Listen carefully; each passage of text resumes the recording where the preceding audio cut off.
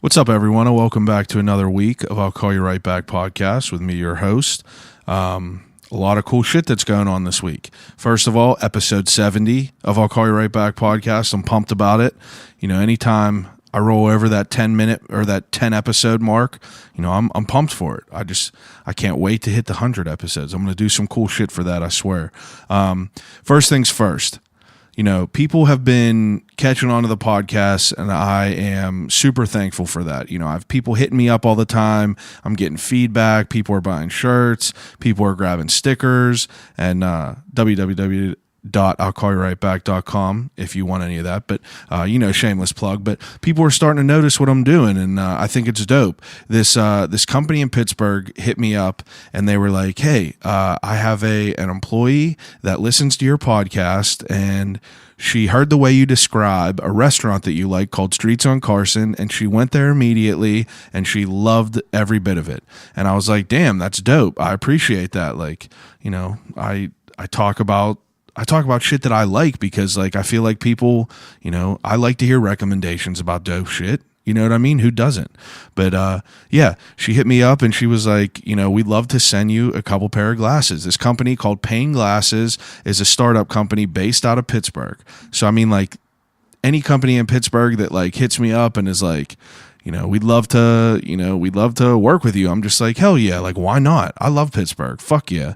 But they exist to take the pain out of buying glasses and offer the lowest prices on the market. You know what I mean? Like, I was looking at their website and they're definitely, you know, $5.95. That's what everything starts out with. Frames and lenses start out at a combined total of $5.95. And I looked at their website and I was like, damn. I was like, that's crazy. So, like, let me hear what they got to say. So they sent me over two dope ass pair of glasses. They sent me a pair of sunglasses called they're the Midas frames, and they got polarized lenses. They're nice and thin because my eyesight is trash. You know, $5.95 is like if you just need some glasses. You know, my eyes are just fucked. You know, they've been terrible since kindergarten, and I'm sorry. You know, I got people from Pane Glasses listening to me talk about their product. I swear, you know, if you listen to the product, you listen to the podcast, you know, I swear, I just can't turn it off. It's just, it would not be authentic. But they sent me these glasses and they sent me these sunglasses, and I'm pumped about them, honestly. You know, you never know what they're going to be like, and I'm going to be honest about anything that I talk about on here because, you know, I'm not going to just lie to people about it. You know, they sent me these glasses. I ripped the box open, put them both on, and they were both dope. My wife loved them. You know, the sunglasses, they look so sick. And, you know, I'm picky. If I'm going into an eyeglass place and trying shit on, you know, they usually don't have like a crazy big selection to fit my big ass head.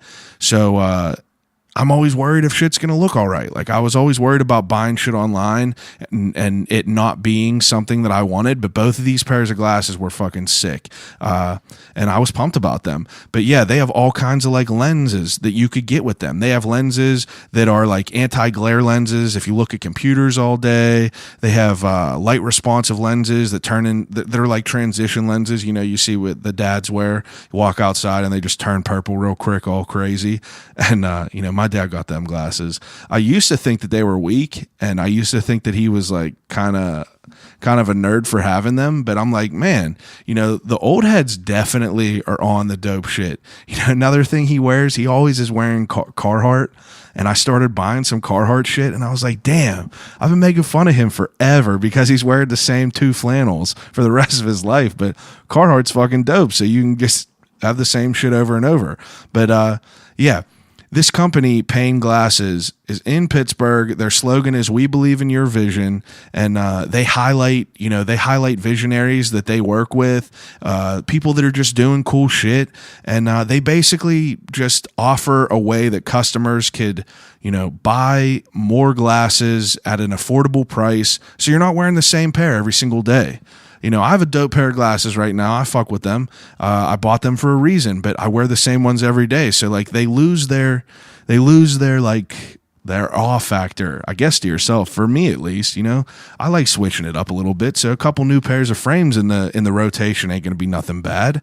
But they also do dope shit. You know, I'm all about like trying to support local and everything. And they do dope ass things to give back to the Jesus, give back to the community. They're starting something called Our People Helping People. And that's a program where if you buy a pair of Payne glasses, people in the community that are in need of a pair of glasses will receive a free pair of prescription glasses. And like, how dope is that? You know, you hear about people's like Tom shoes and stuff like that, where you buy a pair of shoes and they donate them to someone in need. And you know, if you can support a company that you genuinely like their product and they do cool shit like give back, you know, why not do that? If you spend like, you know, I was trying to think about it the other day, and I think like anytime I go to the eye doctor, I mean, I don't know, a couple $100 at least, and that's with insurance. You know what I mean?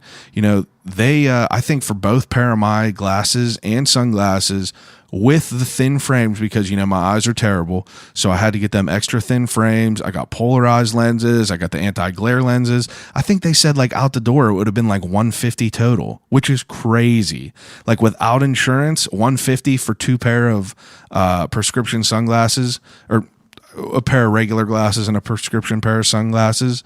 I feel like that's crazy. I was pumped about it.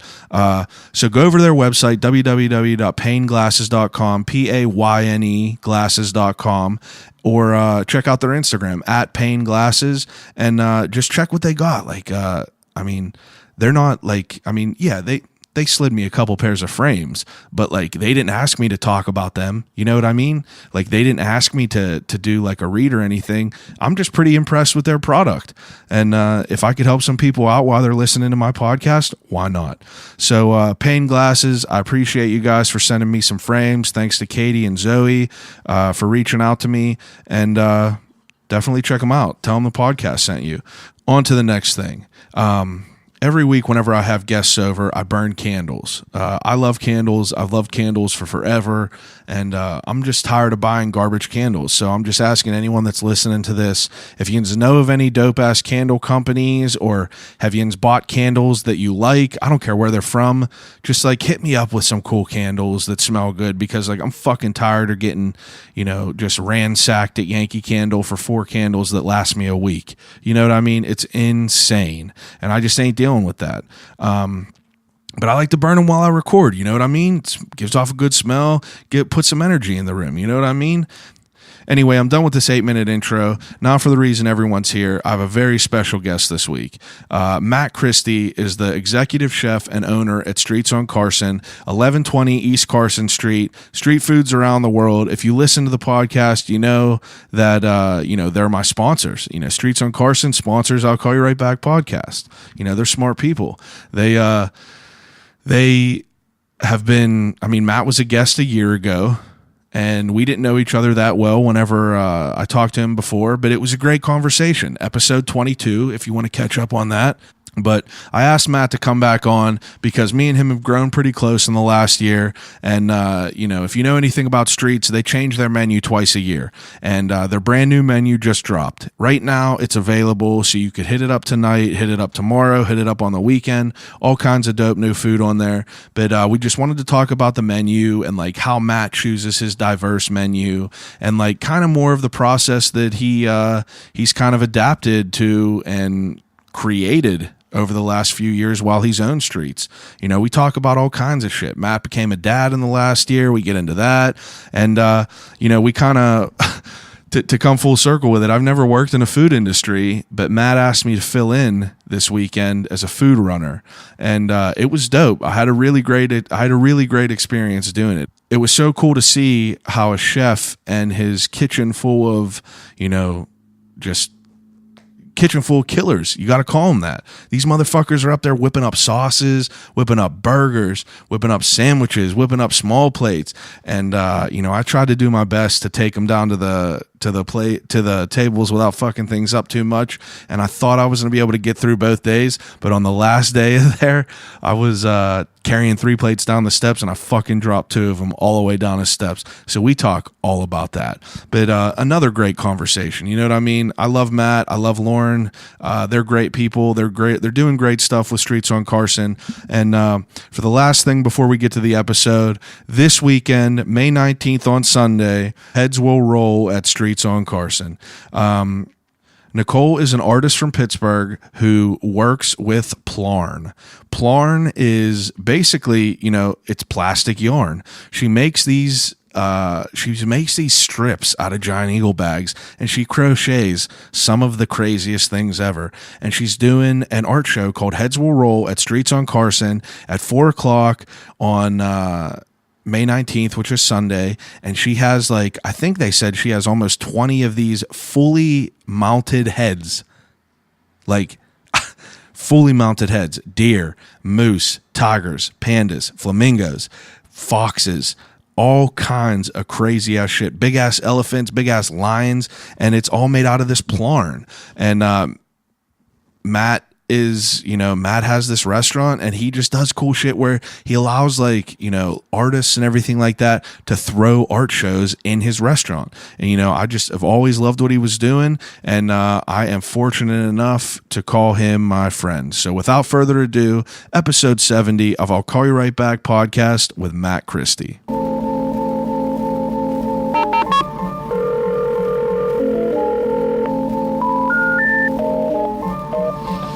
Telephone. Hello?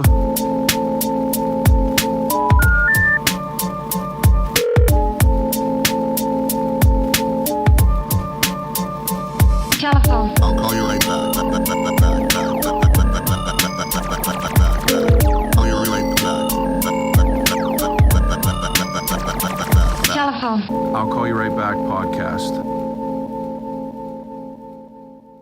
Hello, this is Streets on Carson. My bread order for Tuesday is a dozen 4.5-ounce brioche Kaiser rolls, and I need marble rye unseeded, not the homemade style loaf, the other one, the big round one. Sorry for not knowing the term. This is the first time I'm ordering it. So the bigger round marble rye loaf. Thank you very much. Goodbye. I can't think of the name, and that was the problem. I got the one girl. I had several people that would call me from Mancini's, and then this one chick. Now she's the only one that calls me. So From Mancini's. Yeah. So we have a good rapport, me and her. So you have to order shit every single day? Every day. It doesn't stop. And you pick up shit every single day? Nah, they deliver that to the door. But when they deliver it to the door, my man Cyril next door at the flower shop gets it and stuff. You got to be weary of the vagrants of Carson Street. They'll jack your bread. Will they just deliver bread at your stoop? Yeah, they'll just take it and put it in the doorway, which is cool for most places. But on East Carson Street, you get some vagabonds walking up and down in the early hours of the morning. You get the Southside Genie. Yeah, so the flower shop, Esser's Flower Shop, takes care of me. That's what that's called, Esser's? Mm-hmm. Yeah, them flowers were dope that you sent up here. Yeah, man, he's a good dude. He's a good dude, one of a kind, good neighborhood dude. He's been there since 1983. Really? Yeah. He'd probably be someone cool to talk to. Yeah. He's an interesting cat when he pulled up on me. Yeah, he is. It's a real good dude, solid guy. Sad story in life, lost his wife and stuff like that. I don't know how long ago, but yeah. The park next to us across the street is called Cindy Esser Park, and it's named after his wife because she was such a big staple in the community of the South Side and stuff. So, from my understanding, it was her floral shop, I believe. You don't quote me on it, but this is what I believe. And he just kept it going.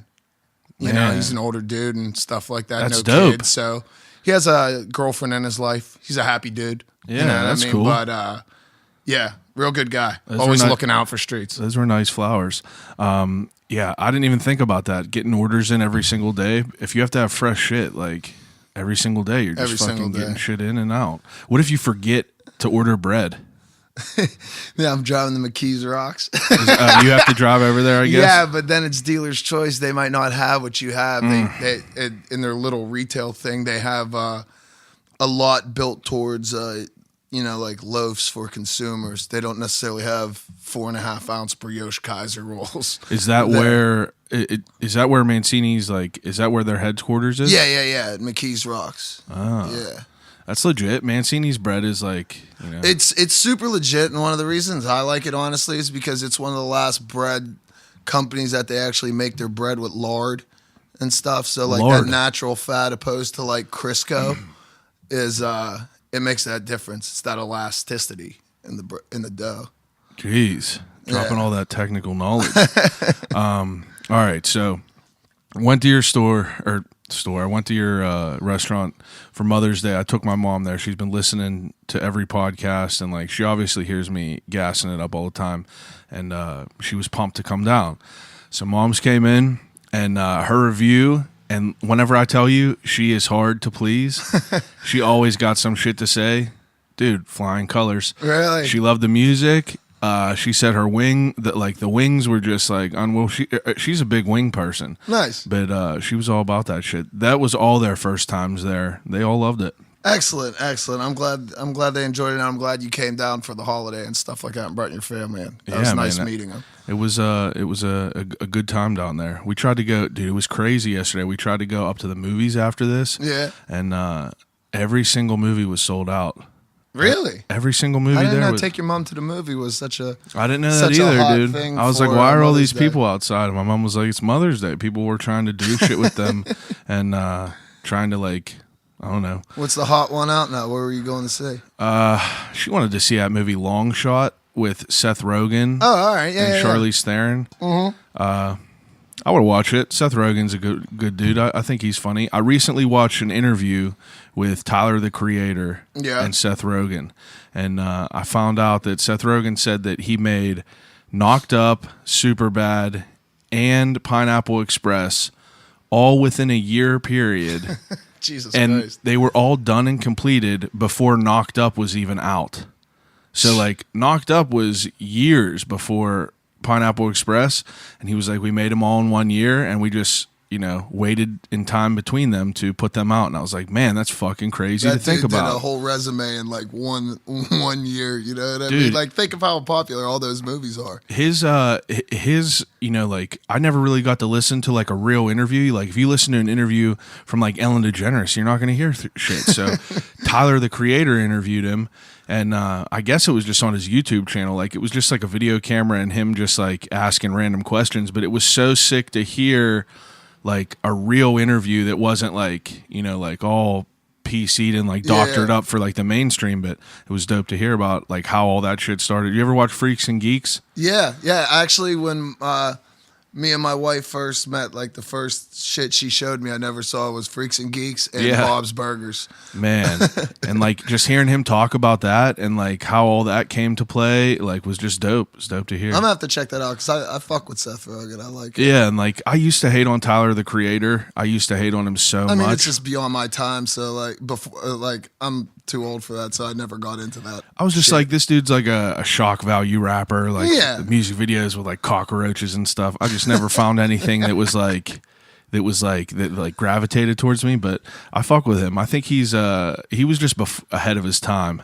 I was just thinking like a young kid that was doing all this shit. Like he's Smart, just trying knows how to hard. market himself. Yeah, but he You know really what I is. mean? He's just smart because I started. It stemmed from me getting into Ancient Aliens with Action Bronson because Tyler, the Creator, was on there. Oh wow, that's Dude, man. it's just how it all comes into play. So full circle, I filled in at the restaurant this weekend. And that was a very, very interesting experience for me. I never worked in a food industry. The closest thing I did was, deliver pizzas, and I worked at Subway for like 2 days.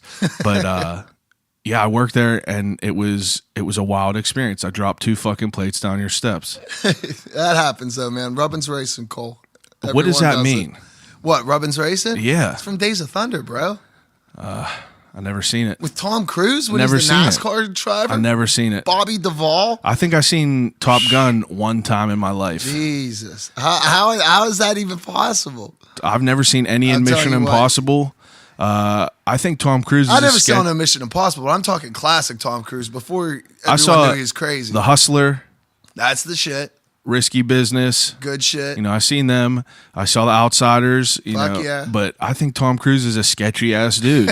He definitely is. Crazy Scientologist. Just But a that's sketchy the thing. dude. Like these movies, the Days of Thunders and the Top Guns and stuff like that, that's back when everyone still thought Tom Cruise was 10 foot tall and didn't know he was a midget. Yeah, like 5'4". Now he's a midget. Yeah. So like, and this crazy Scientology dude, like this was all prior to that. Cocktail Tom Cruise. Yeah, that's You a ever good see one. Cocktail? Yeah, that's a good Fuck one. yeah. I love Cocktail. That's a good one. I take that back. Tom Cruise had some hitters back in the day. I'll tell you what, his resume's stout, regardless of his personal being. I don't give a fuck about NASCAR. But that's where rubbing his racing comes from. It's Rubbing is racing. That's Robert Duvall's line to him because he's like the pit crew manager, car builder guy. So he's like teaching the young unruly driver how to be a professional and stuff. Oh, I fuck with that. Yeah, you'd fuck with it. I showed it to my wife literally like 2 weeks ago, and she fucking loved it. Days of Thunder. Yeah. All right, that might be. I might watch it.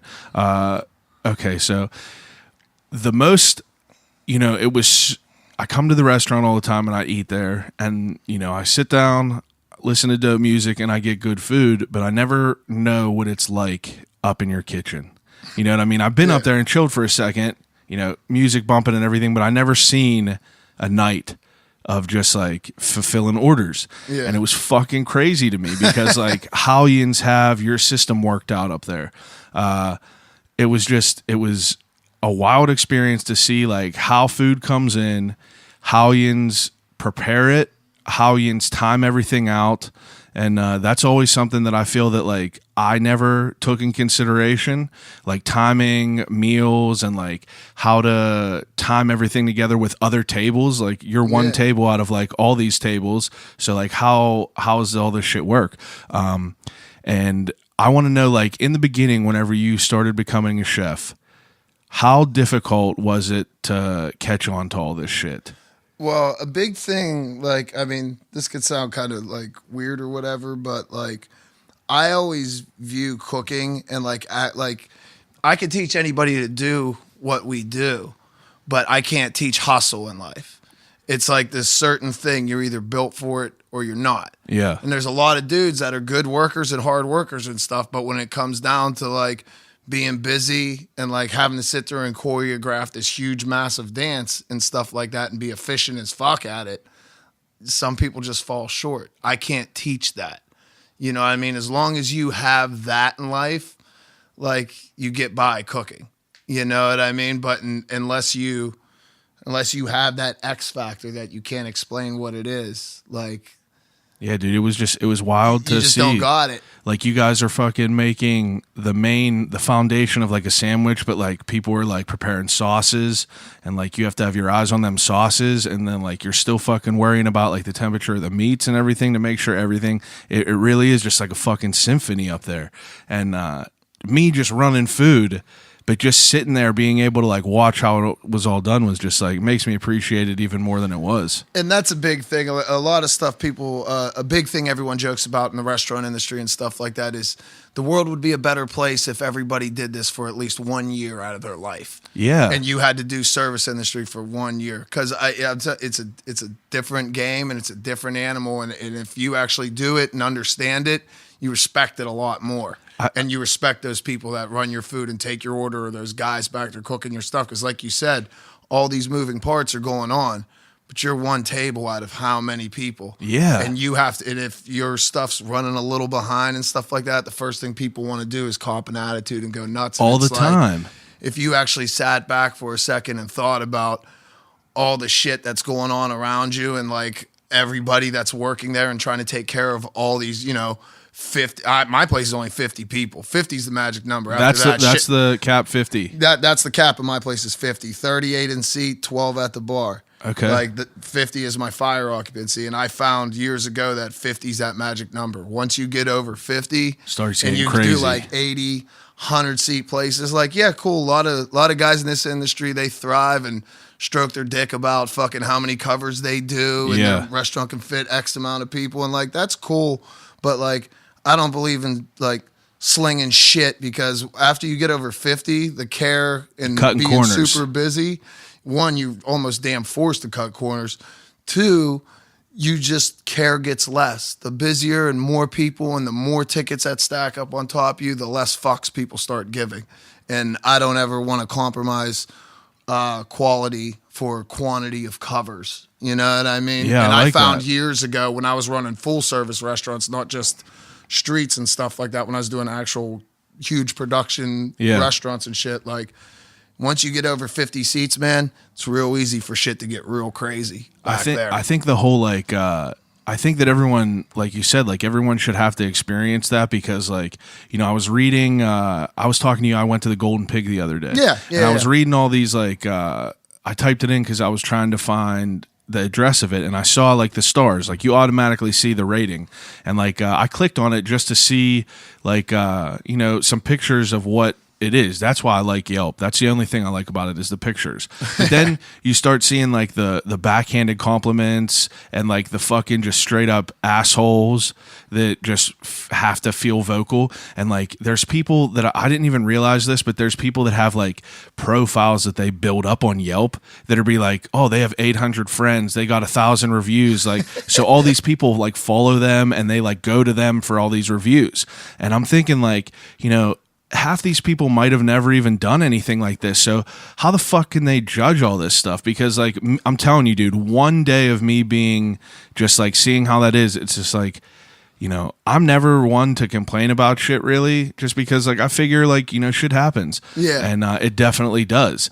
But if everyone did it, they would see how the fucking sausage is made. Yeah, bro. How the cartel sausage is made. That's it. But it was just, you know, I don't know. I dropped them 2 fucking plates, and then I was like, damn, these people are going to have to wait longer for their food, so it might piss them off. And, you know, it's just a fucking, then they got to cook it again up there, and it's just like they get behind. It's just a simple thing. And I'm just like, damn, and it's nuts. And even down to the dishwasher. Yeah. Because, like, I didn't even think about, like, you know, the chefs are fucking, they all have their own, like they use 10 different pans, you know, for some things. So like you use a pan, you got to wash it right away so you can fucking use it again. Most important job in the entire building is the dishwasher. Dude. Over any cook or anybody. That dude calls off or that dude's unhappy or you shit on that dude or you treat that dude bad or he's leaves or something like that because he's pissed off. Yeah. Because his girlfriend's doing whatever, like whatever the scenario is, you got to keep that dude buttery like toast, man. You got to keep him buttery because if that dude fucks up, it's a bad scenario. Everything's affected by that dude, and that's a lot of thing. That's one thing that people like fail to realize and stuff like that, especially amongst kitchen employees and stuff like that. Like the awkward dude in the back, like you fuck with that dude enough, like he'll ruin your whole life. Yeah, you know what I mean? If you don't have shit that's like all washed and ready to roll, you're fucked.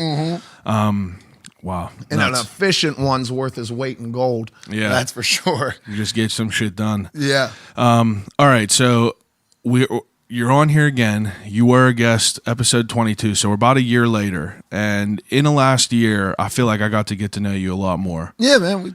We fucking we got to know each other pretty good, man. Got to know each other, definitely. My dude, and there was things like I just re-listened to our old episode, and like it was interesting to hear it again because it's like a year. What's your judgment on it a year later? Was it trash? No, I don't think it was trash. I think that you could just tell that I didn't know who you were, and you know, like I was just trying to be thorough enough to you know get the picture of it without having any experience. But it was interesting to like listen to it again because like, you know, I listened to certain parts. Like we talked about fucking like Anthony Bourdain and like RIP, he in a year, dude, gone. Definitely crazy. Talked about like all kinds of shit, how you started, the places that you started. And then over the last year, like you've told me things that I was like, damn, I didn't fucking know about that. And I have them all written down because like there's just like things that I wanted to talk about and like figure out. So at one point you told me that you were a cook in Philadelphia. Yeah. For what team? I actually worked for a high-end catering company called Wild Blue Creative Catering. Yeah. And through that company, my boss, Joe Coy, shout out to Joe, good dude, he had connections with the Eagles. His boy, Steve Romize, was the chef at the NovaCare Center, which is, you know, where they practice, work out, everything. So you cook for the team and everyone. Yeah. But through that, those connections and knowing these people, we knew the owners of the team, and we would do personal catering or chefing for them too, like holiday parties at their house, stuff like that. That's as dope. well as we would do a lot for the team as well, like pretty much all their promotional stuff, March of Dimes, cheerleader tryouts, calendar shoots, like any kind of charity and stuff like that. We always were catering all the events for the team and stuff. Now, catering, to run a catering company, I've always been curious since I got married to see like how people prepare for, like 60, I mean, like anywhere from like 50 to like 100, 200 people at a time. Yeah. I mean, we had a small wedding. Some people have weddings that are 300. Now, what were like some of the numbers that you worked with whenever you worked in a catering company? Oh man. Well, see, that was the coolest thing about working for Wild Blue was that we would do stuff that was like intimate dinners for 10 people because my boss comes from like a super dope pedigree of working at amazing places. So like everybody that worked there, me and Joe and my man Nick and stuff like that. And then we had people helping out, but the core dudes that were at the base of this were all very well trained. And these were dudes that worked at the Four Seasons too, because we had so many friends that would always come and help out and be involved. And we all were trained very well, so we would do like high-end dinners for like 10 people that are doing like foie gras and do like fine dining dinner you'd pay a ton of money for in a restaurant. We would do it in your house for you. But then on the backside of that, I would do massive weddings. You know what I mean? 200 people, 300 What's that people like and to stuff. like prepare food for that many people at one time? I mean, it's just, you have several of those jobs in a week. You know what I mean? It's not just one. And, you try to write menus where you piggyback stuff off. So when you're making stuff, you only make, 1,000 of one thing one time. You know what I mean? But everything's makes just sense. mass production. Like I did that for 5 years and I really enjoyed it and loved it.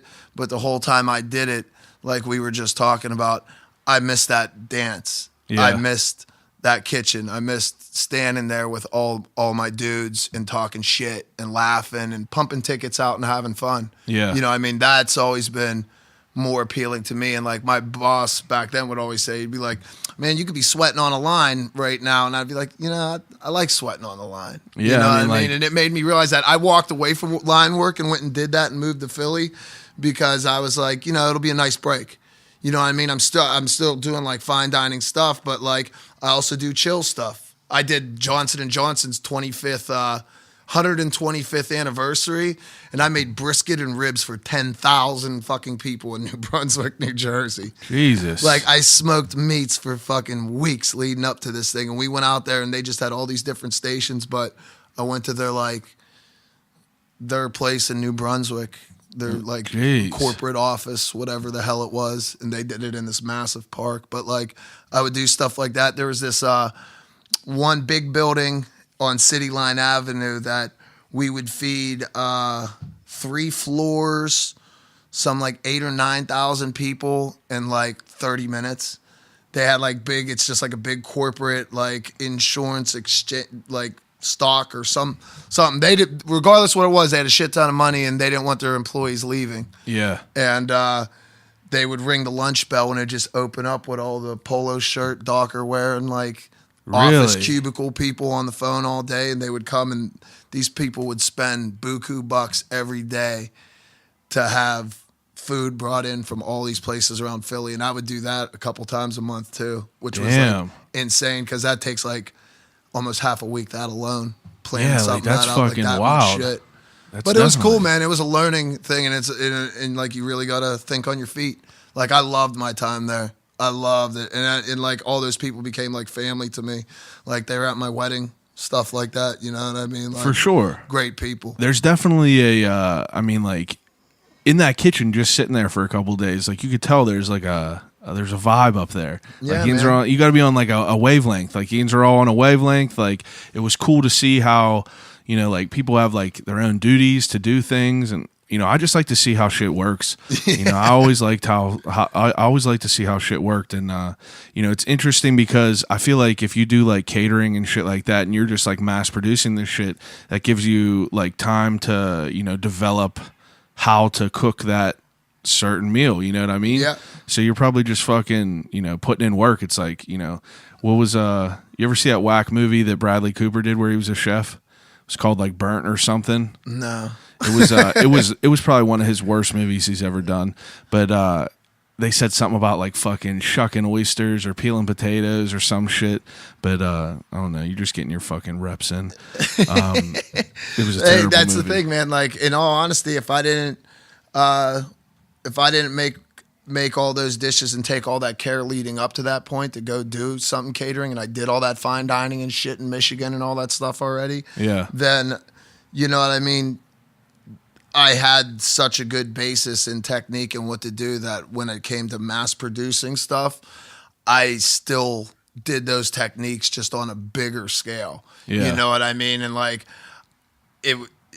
I would do stuff that you wouldn't normally do as far as like making sure sauce was perfect and on and stuff like that. You know what I mean? I still didn't cut no corners. I would still sear 800 chicken breasts in like 6-8 skillets on the stove, and that's it. And every time to glaze in it with white wine, so it's the perfect chicken piccata. So you ain't just making a sauce in a pot. You know what I mean? You ain't just making a sauce in a pot over here and stuff. You take pride in what you're putting out. So I literally made all 800 of those chicken breasts the same way I would have if it was for one dish. And I remember Joe told me, he's like, you're fucking crazy doing that shit like that. You know what I mean? But that's all right. You know what I mean? Your sauce got to be on point. Sauce, you can't fuck with the sauce. Don't get lost in the sauce. Can't fuck with the sauce. On the last episode though, I was like asking you about food trucks, like, and I feel like in the last year, that's another thing I wanted to ask you about, like food trucks in the last year. We talked about like, I asked you what you thought about them, and you said you were interested at first at one point, but all the laws and shit like that are what's fucked up in the city. Mm-hmm. Now, is it still like that in the city? Like, nothing's fucking changed. Nothing at all? No. I feel like you see more of them popping up. Yeah. Well, I mean, more popping up, and honestly, down on Carson, you see some getting brave, like starting to like try to show up. The end of last summer, I had some dude pull up on the side of my building and try to open up. And my one employee was on the side Ryan, and he saw a dude smoking a cigarette out there. And he looked and he goes, bro, I think this guy's setting up outside going to set shop up on you. And I'm like, man, you're crazy. They ain't even allowed to set up down there. I was like, maybe he's just getting his shit together where he's going to go. Sure enough, he comes back upstairs like I was doing my thing and stuff like that up there. It was a busy night. Ryan went out for a smoke, came back in and goes, yo, bro, he's firing that generator up out there. And I was like, are you fucking kidding me? And I went down and there's this big old fool standing there.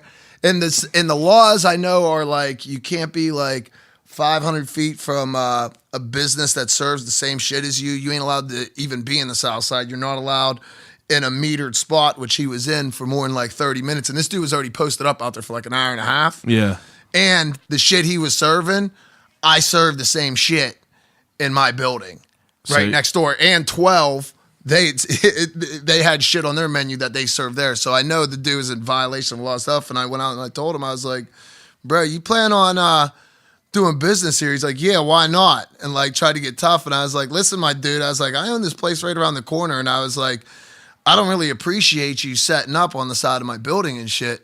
And he was like, what, you think I'm going to steal your business and stuff like that? I was like, no, I don't think you can compete with me. But I was like, like, you're not going to sit over here and post up and possibly poach people. Yeah, that's for sure. out of my wallet. Right. You know what I mean? Like, I'm cool on that shit, bro. I was like, listen, well, I'm out here clocking on this block till 12. I was like, and at this point, it was like 10:45 at night. Yeah. And I was like, while I'm clocking till 12, bro, I was like, you ain't fucking hustling shit on my fucking block. Yeah, right. Like, come 12 o'clock, gone and get it till 2 a.m., man. I don't give a fuck. I was like, but until 12 o'clock, I'll be stepping on my toes. Don't be stepping on my toes out here. And I shit you not, at 12 o'clock, he stuck his head in the window. He's like, thumbs up. And I was flipping my bar chairs up. I was like, go and get it, bro. He stayed out there till 3 a.m. hustling. Never seen him again. But I was like, bro, like, nah, you ain't gonna come over here and try to big body business off me. Yeah, it's weird. I see fucking food trucks popping up everywhere, and like there's so many places around like big ass like places I work, like industrial parks and shit like that. Yeah, man, they seem to be making a killing. Like you have a line of people out there. There was a hibachi place the one day. They were hustling shrimp lo mein for like Fuck yeah. $23, and it was $23, dude, $23, and you had boys. They have U10 shrimp in that fucking thing. They have prawns in there. There was a lot of lo mein, but there was probably five frozen shrimp that you get that they thawed out, that they just put in there and it's fried up. $23, dude, and there was people lined up out there. Yeah, because you're an industrial park. You have no other fucking option. It's Nothing. vending machine, your lunch bag that you brought, Or the $23 lo mein to get beat up in the face. Right, for it, crazy. You know what I mean? Probably just ripping you up too. As soon as you eat that, you'll be shitting all day. It's like all them things. But that's the thing. Like that's what's fucked about those laws is that, you know what I mean? Instead of being able to cruise downtown 20 deep in trucks and like appealing to people and giving people options and stuff like the other cities and stuff in this country, you're left to go into industrial parks and stuff like that outside the city limits because the laws are still sus. You think that's even a bad idea though? I mean, obviously it can't be that bad because there's more and more showing up and fools are out there getting money. Crazy. Maybe they're starting to turn a blind eye to shit and stuff like that. Who knows? Who knows? So May 14th, we have a new menu. Yes, sir. Now, how long you been working on this menu? Probably...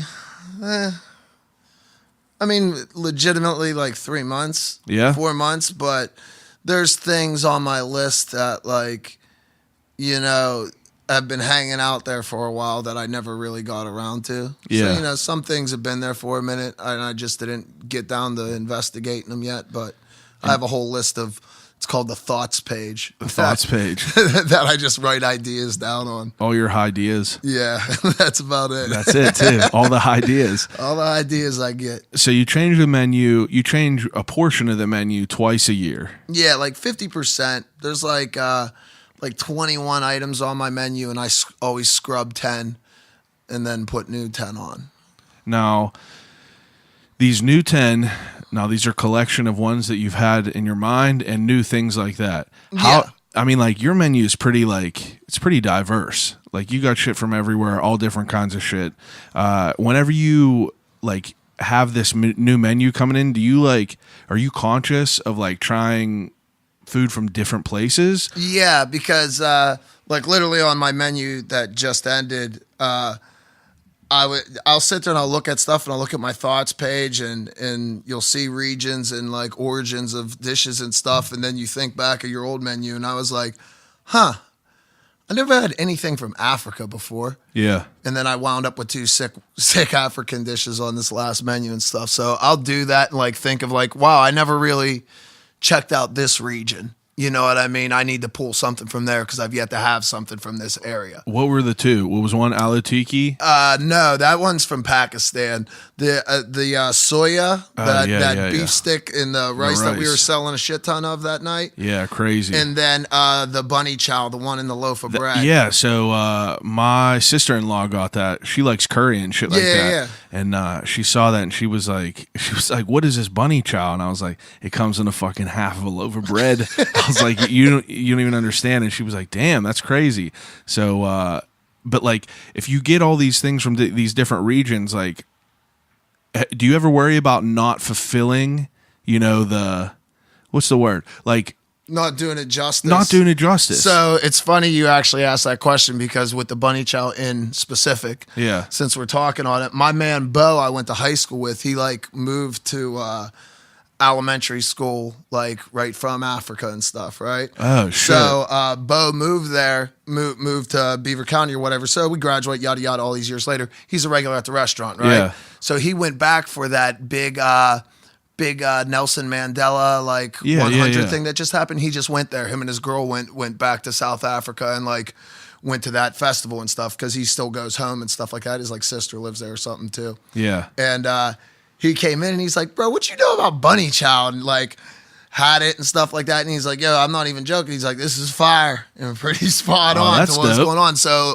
I've caught those compliments from people about the tapioca that's coming back on this menu and stuff like that, and say like, hey, that's damn spot on. How do you do it though? Like, do you just research it, or yeah, you just fuck I just around go nuts. Like I literally go crazy in the fact of making sure shit is done justice and it's we're authentically replicating as best as we possibly can. Yeah, because like, that's one thing that I was curious about. Like whenever I was looking at that new menu, I was like, damn, there's shit from everywhere. And then like, you're definitely someone who like takes pride in what he cooks.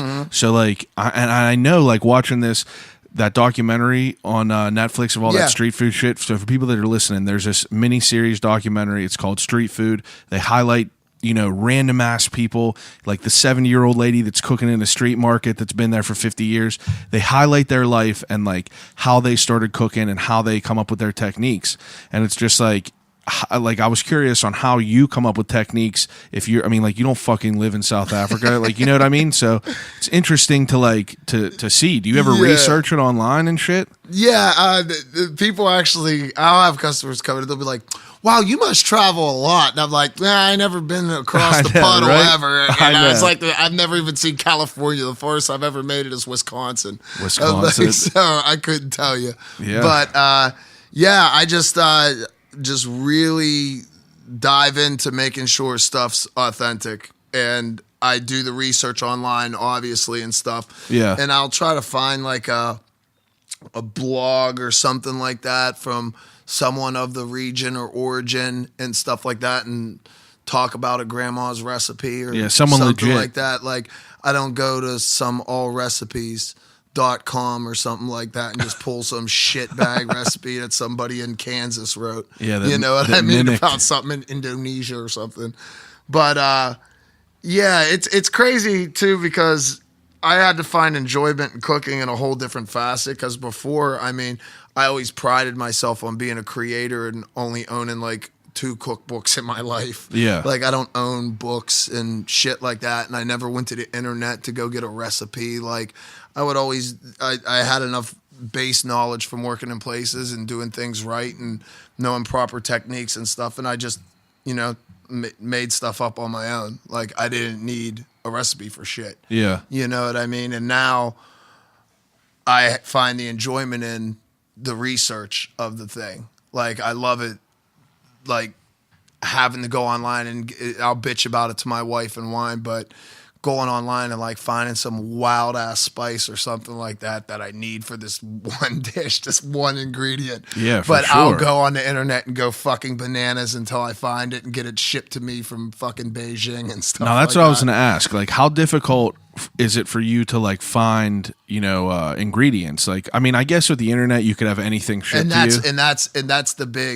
That's one of the best things about the internet I found for like what I'm doing, because this whole concept and what we do is foreign to what I did my whole career and stuff like that. So it's the internet's definitely something that I always fought against and always shit on. Everyone got to embrace it. And then like now at this point, stuff like that, if it wasn't for that my adventure wouldn't be as authentic as it is, as good, I believe, or way harder to fucking figure out. Yeah. It'd be shitbag street food instead of different shit.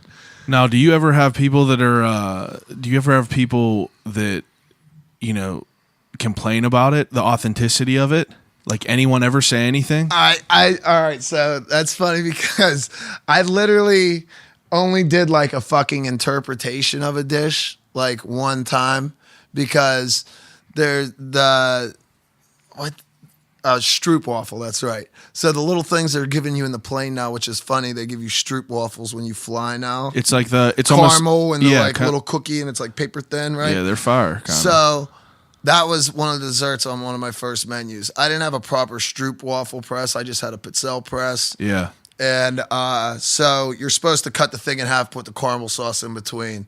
I made the batter, put it in the Pitzel press, and did just like a smear of caramel on the plate. Yeah. I had these people come in from Holland, where it's from, and like called me to the table. Didn't say like, yo, everything was sick. They made it all the way to dessert, and they decided to shred me about it. And I was like, I'll never do another interpretation again. I sat there and had these people from Holland lecture me on stroopwafel and like why my shit's not authentic. And I was like, fuck. I was like, I'll never do another interpretation ever again. That's dope, though. Yeah. like, hey, you know what? In real shit, like, I always appreciate the people that'll like keep it 100 with me and fucking sit there and shoot me straight. Be like, yo, like, this is all right, but this ain't so much. Yeah, you know what I mean? In like today's world, Nothing's good 100%. nothing. I mean, like today's world, like everyone is always, everyone just has to voice their opinion, whether you want it or not. Yeah. So like, I figured there would be people that would, you have like pretty like specific dishes. I mean, like the last podcast I asked you like how you choose your items to your menus, and you say, or to describe the items on your menus, and you say they're basically, all the dope ass food from those regions. Like you create them. And if those are all the dope ass foods from them regions, it's like if anyone has traveled there or been there, they obviously have had the real thing. So I figured someone would either compliment you or talk shit on you for, trying to do what you do. Yeah. But it's interesting. But honestly, that's the only one I ever got. The other ones I'll get spot on, and I've had other people give me, it's pretty damn close. Yeah. It's good. And then another good one I've gotten before too. It ain't bad for an American or gringo or whatever the fuck the dish was I interpreted. That gotta But be I've had good. people say it to me, and like, even if you tell me it's pretty close or not bad for an American, and you're from Europe and stuff like gotta that, be or a good South compliment. America, I'm like, I'll take that all Yeah, day, all bro. day. Like, I never fucking had it. I've never been there, but Yeah. like, I do my fucking best, and I do my damnedest to do it honor and pay it homage and honor that dish. Yeah. You know what I mean? And like I said, if I ain't using my talent to be creative like I used to when I fucking ran actual restaurants and stuff like that, then I'm going to use my talent to make it as dope as I possibly can and as authentic as I possibly can. Yeah. And I'll put my energy towards that. If I have to be a bookworm a little bit now in life and shit like that, then so be it. Because I'll tell you what, when I do something like, because there's dishes I have done that I'm like, I don't like the way this is turning out, and I don't think I can do this justice. Yeah. So I'm not doing it. And which led me to actually this menu that's dropping. I have a fucking, like any good yinzer, I have a fucking bad obsession with pierogies. Oh yeah. I fucking love pierogies. Yeah, pierogies, dude. You know what I mean? So I've thought about it for the 3 years we've been open because I love them so much, but I'm like, listen, I don't think I can do someone's grandmother justice or their great grandmother justice. And if I can't do something justice, like, I'm not going to do it. So I reached out to my Polish friends, and my man Brewer put me on and told me that you got to get down with Pierogies Plus over in McKees Rocks. What is on that? Island Avenue. It's this business that just sells pierogies on Island Avenue. You come across the McKees Rocks Bridge and you smash a left. And when you're going down there, it's just this little building and it says Pierogies Plus. Now they sell like you go there, it's a restaurant, they sell pierogies? No. It's a little window Oh. that's like this. It's a big building, but the window is only the size of a and there's closet. just real ones in there whipping Yeah. pierogies. So when you look at the website online, there's like a 3-page story about the little old lady that started making these and came to America and how she loved God and her family like runs the business on. It's like a 3-page thing about their great grandma and like what an amazing person she was and how she set it up. And I'm like, yo, this is the official right here. Wow. So opposed to me, trying to replicate or do something amazing, like, this is the first time I'm like tipping the hat. Like, I can't fucking compete in that realm. I love your product. I want your product. I want to eat it all the time, every night, late night before I go to bed. I want to eat your pierogies for the next Right. 6 months. You know what I mean? But I would rather just write it on the menu, Island Avenue, McKees Rocks, than, and pay homage to who you are about what an amazing product that company does. Yeah, and fuck what they yeah. do. That's because they have a list of fucking other businesses that buy their pierogies to sell them. You know okay. what I mean? So this is a thing other people do. Yeah. The only difference is all the other people on that fucking list, they front and act like They that's make their their shit. pierogies, yeah. And like, I noticed that because they have a list of fucking who they do business with. Yeah. And like, I eat around town. I read menus and like, Fools is out there fronting like that's their pierogies. Yeah. And I'll tell you what, that's a Give 'em sweet little fucking old credit. lady from Island Avenue, McKees Rocks, and you better tip your fucking hat to the nice old lady. See, I fuck with that. You know what I mean? Now, whenever you personally, I mean, I know that you're not like a picky eater, but I know that you also don't like seafood and shit like that. Yeah. I know we talked about that, which is bizarre to me, but like whenever you choose a menu, you being the owner and shit like this, like, do you choose shit that just you like, or will you choose shit that you did that like you won't eat personally? Yeah. I mean, I can't think of anything on my menu that I wouldn't eat. Yeah. But like even the shrimp po' boy that I'm doing this time around, I was eating the fuck out of some of them shrimp. You know what I mean? Like I said, I don't really fuck with seafood, but you can catch me get down every now and then. Yeah. But like, ask me to eat a piece of salmon, I'll fucking die before I fucking be able to choke that down. Fucking Man, gross. I love a spicy. But when I ran spicy actual raw tuna. restaurants, you could ask my wife, like, some of my dopest fucking shit on my old menus was my seafood dishes and stuff. And like, I would never even put like such and such fish dish on a menu. I always just was one of those dudes that put catch of the day because I wanted to do some wild shit all the time Okay. and stuff like that. But yeah, I don't fuck with it. But yeah, so I mean, like you're picking things, but like it's just whatever sounds good to you, like whatever's appealing to you. Yeah, and the other thing too is when you're researching stuff, you have to think of it in functionality too. Like, how will this work into that big choreographed dance on a Friday night at 7:00? Like, is this thing going to be a fucking thorn in your ass when you're doing 30 other things? Like, you have to think all that other shit. And then you also have to think about cross-referencing and stuff on your menu to make sure, like, you don't want to have inventory, like, on one thing. Yeah, like if you fucking only have one to item order has all separate shit. yeah, one of the keys of manipulating that situation and stuff and writing menus is that like you want to have a menu that's diverse with shit all over the place, and you don't want to read a menu where it just keeps saying, you know, just for example, spinach and this, spinach and that, and spinach and this, and spinach and that, and spinach and this. You can't have a menu read like that because you're a fucking schlep if that's the truth. But you want shit that reads differently, but you could use the same ingredients for shit. Yeah. Without it seeming like you're just everything's the same shit. That makes sense. What I mean, that makes sense. And now a thing we talked about in the last episode of this podcast is you told me you get your bread shipped from Philly from the cheesesteaks and shit like that. Yeah, Amarosa rolls, South Philly. See, now from someone who is like a local part of the community and shit like that, whenever I think of like shop local, I don't necessarily just think of like places like in your hometown, like in like Pittsburgh or whatever. I think of like little mom and pop businesses and shit like that. You know what I mean? It doesn't matter if they're here or wherever else. Yeah. It's just like you're not buying from a corporate place. Now, how important is it for you to like find things from people like that? You know what I mean? Like, as far as like, I know it has to be different because you're a business owner, so you have to be like business effective and shit like that, but you're also just like a real motherfucker. So like, I feel like you have principles and you have morals to things, and I respect that. I like that.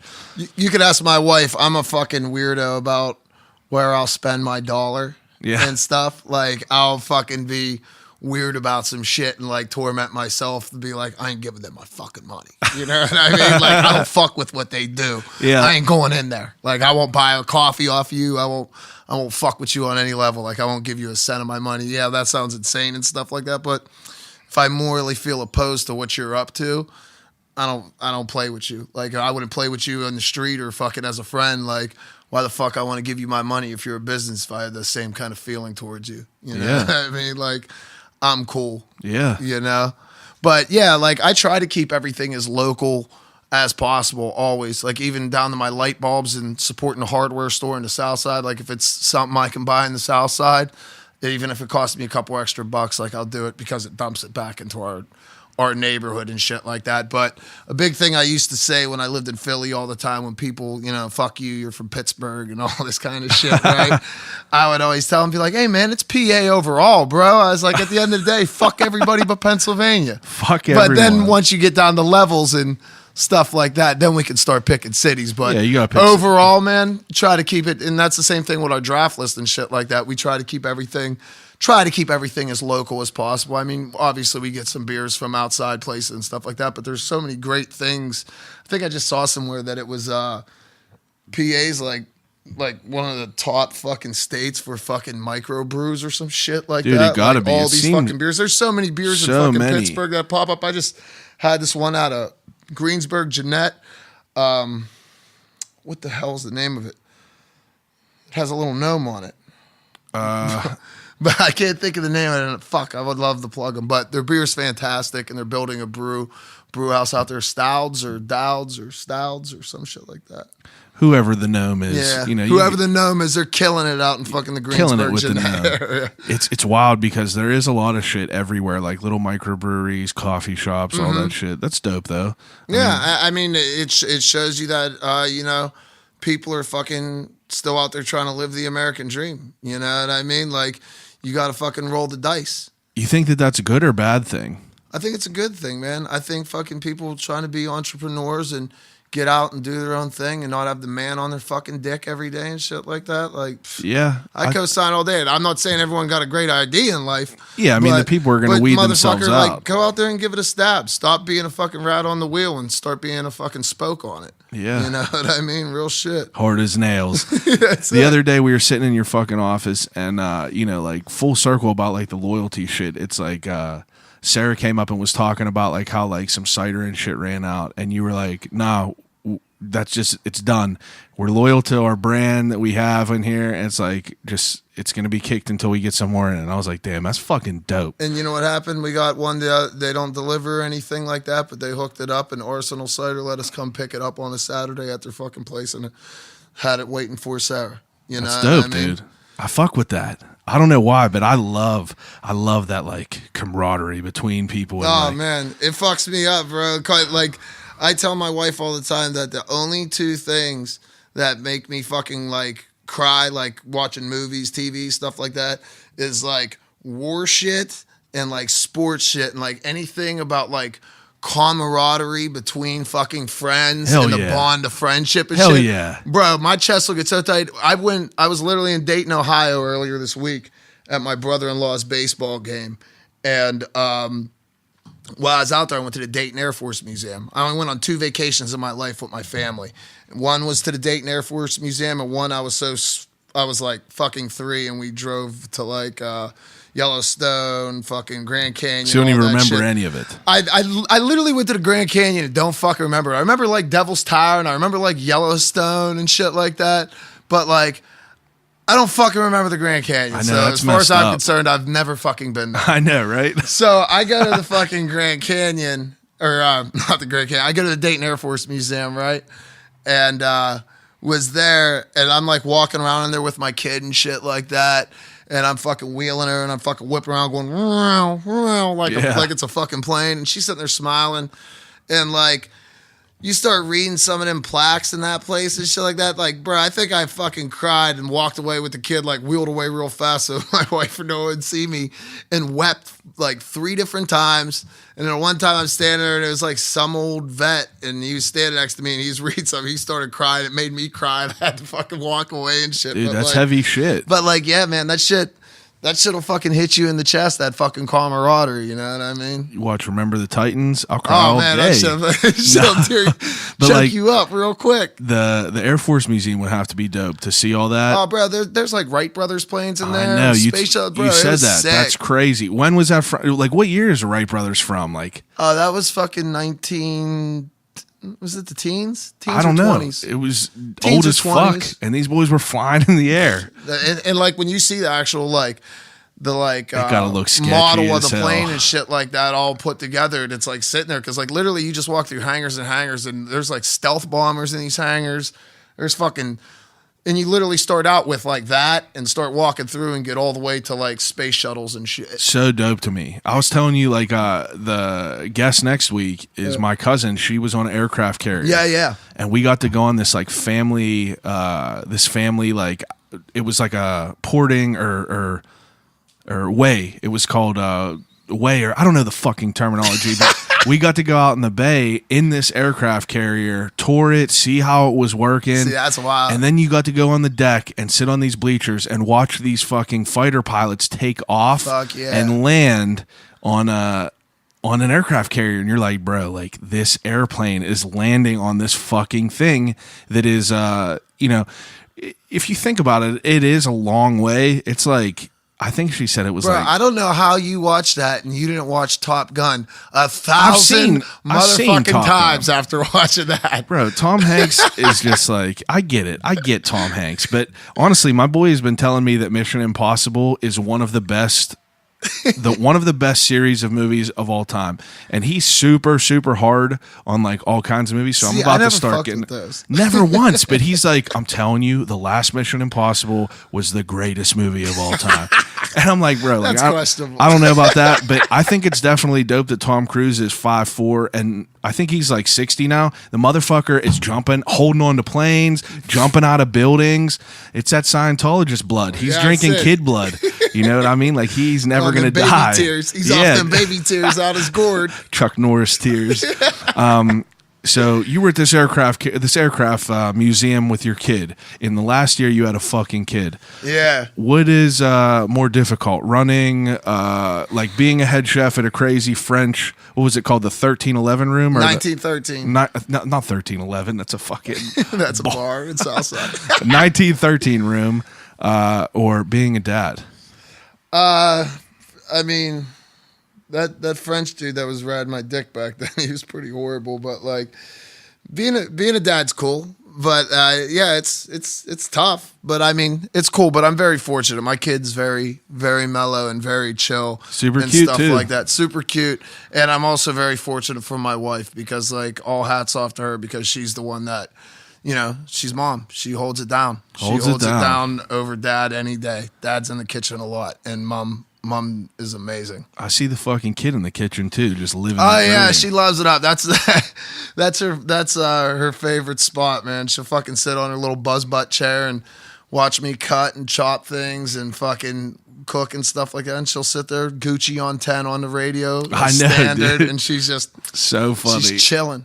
No, She loves it. And I always say she turns out to be a chef or cook in life. I was like, or even, you know, just running streets fucking someday. The shit talking she'll have will be on a fucking whole other level because Yeah, immersed in she's it. literally been in that kitchen since 5 days old. So her shit talk game is gonna be crazy. It's going to be out of hand. It's going to be crazy. Now, whenever you had that kid, do you have that, like, you know, flip a switch type moment?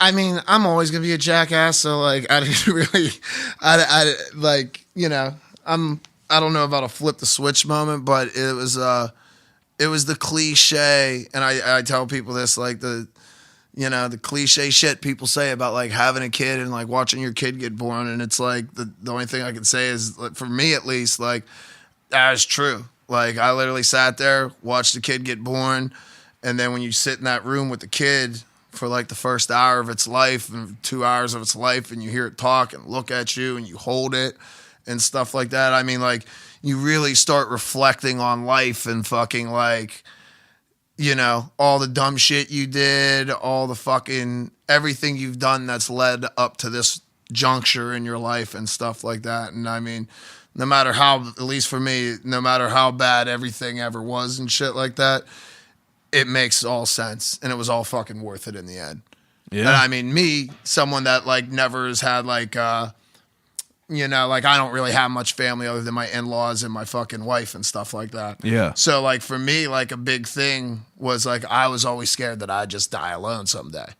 And fucking like one of the things I thought of when I sat there for an hour with her was like, I know I'm never gonna die alone. Yeah. You know what I mean? And like that actually meant something to me. So like, yeah, like I stopped hanging out in the bar all crazy and shit like that, and I stay home and play dad, and it's nice. I mean, I don't see the kid as much as I would like to, but I'm fortunate enough to be in a situation where I live above my business. So like, I'll take 5 minutes and run upstairs and just see her for Yeah, it's a dope. handful of time, or cop an hour and go upstairs and fucking hang out with the kid and stuff like that.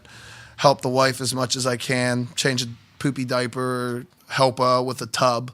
Yeah. You know what I Gotta mean? be crazy. Gotta Yeah. be an interesting time. It's Everyone's just wild. having kids now. Yeah. Everyone's just having Yeah, kids. I just saw another person I know from the south side. He's got twins coming. Saw Twins. yesterday. Yeah. Jesus. Imagine That's what I was shook. Imagine preparing for one kid and then you're just like, nah, Bro, two. my fucking father-in-law is a twin. Oh yeah, you told He me has that. a twin. Lauren's uncle's a twin fucking God, brother. That's so, like, crazy. That shit's in the bloodline, bro. Like, Oh, when we got yeah. pregnant, she was like, this could happen. I'm like, Yeah, doesn't it like I'm skip like, a yeah, generation like- or some shit? yeah, something like that. Dude, I don't think there's one single set of twins in my entire family. Nah, that's one of them things. Like, you either fucking It's weird. it's in there or it's not. You know Yeah, I what don't think mean? we got none of them. I don't know of a twin in my family, my dad's side or my mom's side. Yeah. So if I have a fucking twin, it's gonna be like weird as fuck if I do end up having a kid. I'll tell you what a thing what a surprise to get. Dude, imagine being one of them Cannot people get- that have like 4 like Bro. quadtuplets.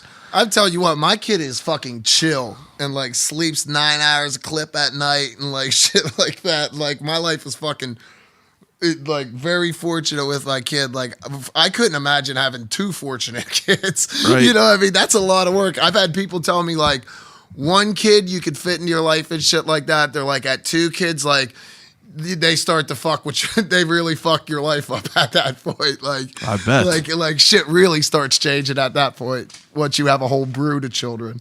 A whole fucking horde. All right, so this new menu and shit like that, you're adding all this new stuff in here. What's like your next move with all this? You're just breaking out this menu. So you got any other plans on doing shit? I know we got an art show coming up on Sunday. Yeah, our homie North, Jeremy Murray, the reason we were together last time and talking was about North's art show, Dog Pal and the Rabbit. And his girl, Nicole, is a super talented person herself. And she crochets plastic bags. So, like, the plastic bags you throw away, stuff like that, are outside Giant Eagle. Giant Eagle bags? Yeah, my man's girl collects all these joints up, and then she cuts them into strips, and then makes them like into like a ball, like yarn, and then she crochets these joints. And they're the wildest. And they're the wildest. She makes purses, she makes mushrooms, she's made me mice for my cats, cat bed for my cats, all kinds of little different characters and figures, and like she's made some animals, and then like she started making these animal heads, like mounted animal heads, like full from hunters. size, and like full. Whenever I tell you full like size, full these- size, you'll get a full size fucking lion with a mane and like a fucking warthog, and you got multiple tigers, tusks on that warthog. multiple tusks. You got zebras. You got all like this shit. When she started, like, you know, you'll see her Instagram and you'll see like a doll. You'll see purses. You'll see hats, whatever things, small things like that. But then she started putting out these fucking heads, and you're just like, Jesus. Yeah, I mean they are fucking perfect. There's pandas, tigers, everything, Yeah, right? everything. And yeah, so she came to us and said she was working on this stuff, and she started sending me and my wife pictures of these. When she has, I saw her today because she dropped flyers off to me today. 17, I think, is what she said her count is right now, and she's like, Of just the heads. Yeah, she has 17 mounted heads she's gonna put on my wall. So the art show's coming up this Sunday on the 19th at 4:00. Streets on Carson, 1120 East Carson Street. But you could check out her IG, Franism Stuffs, or Betmers, all on Instagram. And I'll tell you what, like, she's one of the most talented people I know in the things she creates and makes. Insane. Or insane. And I didn't touch on this. It's all as a result of her being allergic to yarn itself. Oh, is so that she it? can't, yeah. So she can't fuck with yarn. She'll break out and stuff like that. Oh, so damn. she started this plastic bag thing, and like she collects all these colors, and some colors are rarer than other colors, and like all of our friends and stuff like that will all like grip up bags. And I remember her telling me one time that pink bags were like one of the hardest things to get. And I went up to Foodland in Mount Washington one time because I needed something for the restaurant, and Giant Eagle didn't have it. So I went to go check up Foodland in Mount Washington. They had these pink bags for breast cancer awareness. Yeah. And I went to the manager. I was like, yo, bro, I was like, I'm going to need 2 boxes of them bags. And he was like, what do you mean? I said, those plastic bags? I said, I want to buy 2 boxes. And he was like, are you for real? I was like, yeah. He's like, I don't even know what to charge. He's like, do you like 5 cents a bag cool or something? I said, yeah. This fool sat there, counted a whole fucking thing because the box didn't have a number on it. Because it's like one big box, and then it's like Yeah, a bunch like of different pallets, ones. like Yeah, like them a little stack ones. of them, and none of them are fucking counted out. So this fool literally took the time, stood there and counted everyone up, and then rang me up. I was like, bro, I stood there for 5 minutes while this fool was count plastic bags, but Crazy got Miss shit. Narf fucking 2 racks of fucking pink bags. Crazy shit, dude. And all the stuff she got on there, I mean, like, she makes some dope ass shit. Yeah, and like I'll tell you what, she made these mice for my cats and stuff like that, and like they fucking love this cat bed she made and these little mice she made for them. Like my fucking cats go bananas behind them. That's what's up, dude. And the other thing too is she made a little Narf doll for my daughter and stuff like that when she was born. The cool thing about the stuff is it's all made out of plastic bags. So Yeah. one, you're recycling something that's fucked up that doesn't biodegrade. Yeah, You're making for it into something sure. cool. And then for two, like the shit doesn't harbor any germs. You can wash that shit. You can fucking throw it in anything and clean it and stuff like that's that. a good point. You know what I mean? It's not like a cloth. Yeah, it's not a cloth. It's plastic bags. Damn. So like you can clean that shit like spray it with a fucking hose. spray it with a hose if you want. You know what I mean? I think it's dope that like you could tell like whenever you walk in the restaurant, like there's a vibe there. Like you got Narv's artwork on the wall. You got like you always are like trying to like put people on it any way you can, and like that's another thing that's like dope about it. Like I appreciate, like I respect all that shit. It's like if you have a platform to like help people out and put people on as much as you can, whether it be like fucking hanging your artwork in a fucking restaurant or talking on a fucking podcast, like I like to like support everyone that's doing dope shit. I'm the same way, and a big thing I tell my wife, or me and my wife talk about, not telling her. We talk about, and I tell this young buck friend of mine, Dan Salisbury, who is working for this amazing company up in Providence, I think it was, or Connecticut. No, it's Connecticut, and he works for a school district. And the kid fucking like, it's actual trained chefs that are like making school lunches for kids, so they have like nutritional meals. Really? And like he told me before, like he's like, this is great, I'm having fun and I love it and stuff. I was like, bro, you should fucking really appreciate that, because I was like, you're actually making a change. You're doing a good thing. Yeah. And like me with my business and my building and be able to like, put people on or fucking help people out, or throw a benefit for someone that needs a benefit, or fucking name a drink after something to help my homie's dog, like whatever the fuck it is, bro. Like making awesome food is fucking cool, and like having a business is fucking dope as shit. But like the shit that like really means shit to me and my wife is being able to fucking give back and do cool shit. You know what I mean? Because fucking not everybody has a vessel to do that. And a lot of people that do have the vessel to do that, they're fucking assholes. Or they have fucking reins that they can't, shake out. And they have an agenda to get out on fucking people and fucking, like. I think it's dope. Like I said, like I tell people on here, it's the only place, like your restaurant is the only place that you could go and like have like a, like a nice, like formal meal. You could have a relaxed meal, but it's like the only place you go where you listen to fucking Temptations 1 second, and then fucking Biggie the next second, Fleetwood Mac the next second, and it's just like it oozes authenticity. It's like you walk in there and it's just like nothing seems to be just like there for show. You know what I mean? Yeah. It's just like, you could tell that it's just a product of who you guys are. Yeah. I fuck with that.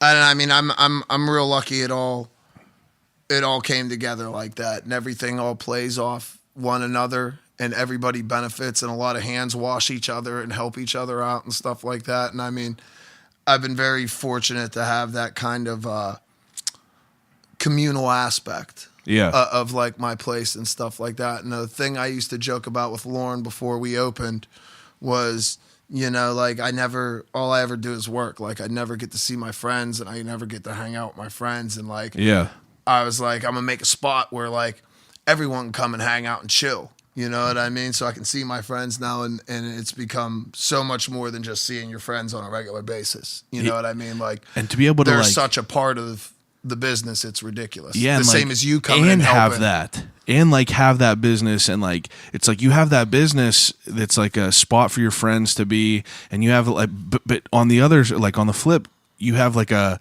thriving business that's putting out quality shit. Yeah. That's being recognized. Like whenever I was working, there was a fucking dude taking photos. Yeah. City Paper, Pittsburgh City Paper. Like that's dope, dude. Like I don't know when it's coming out. Maybe tomorrow on Wednesday. Who knows? That's when City Paper comes out. So this comes out on Thursday, so you might have heard about it, you might not. Google it and you figure it out.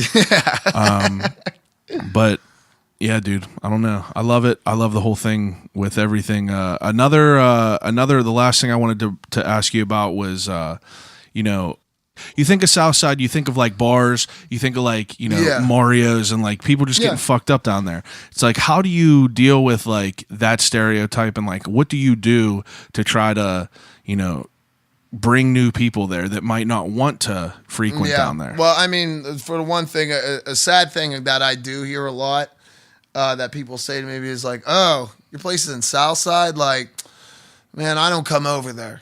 I ain't going over there. Like, oh, I don't like it. Oh, it's dangerous over there, or there's just drunk people, and people say 1,000 different reasons why they don't want to come there. And a big thing I always say is like, for one, we're at the beginning of the strip before fair point. Before the meat and potatoes of the nonsense. Two, the South Side isn't bad. The South Side is the South Side, and it always has been. But people make it seem like every night of the week it's just a fucking like. It's just debauchery. Yeah. And it's not. It's a neighborhood with old women that have been there forever. It's a neighborhood with young business owners, a lot of young business owners on that strip now. And it's not all just old people that are running all the businesses anymore down there. There's a lot of fucking young blood out there. Yeah, a lot of young people. A lot of young blood out there. And, there's not insanity 7 days a week. Friday and Saturday night, I ain't going to sit here and lie to you and tell you it's fucking chill. Chaos. Because it's not. It's fucking nuts. But at the same time, the rest of the week is cool.